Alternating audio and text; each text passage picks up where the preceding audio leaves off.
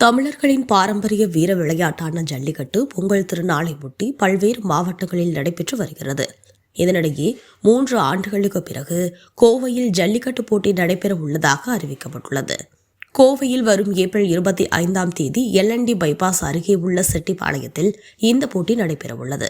தமிழ்நாடு துணை முதலமைச்சரும் இளைஞர் நலன் மற்றும் விளையாட்டு வளர்ச்சித்துறை அமைச்சருமான உதயநிதி ஸ்டாலின் போட்டியை தொடங்கி வைக்கிறார். இந்த போட்டிக்கான முதல் அழைப்பிதழை திமுக தெற்கு மாவட்ட செயலாளர் தளபதி முருகேசன், துணைத் தலைவர் விஸ்வநாதன், பேரவை செயலாளர் கிருஷ்ணமூர்த்தி மற்றும் பிற நிர்வாகிகள் இணைந்து இன்று ஏப்ரல் 12ஆம் தேதி கோவை மாவட்ட பொறுப்பு அமைச்சர் செந்தில் பாலாஜியிடம் நேரில் சென்று வழங்கினர். போட்டிக்கான ஏற்பாடுகள் தீவிரமாக நடைபெற்று வருகின்றன.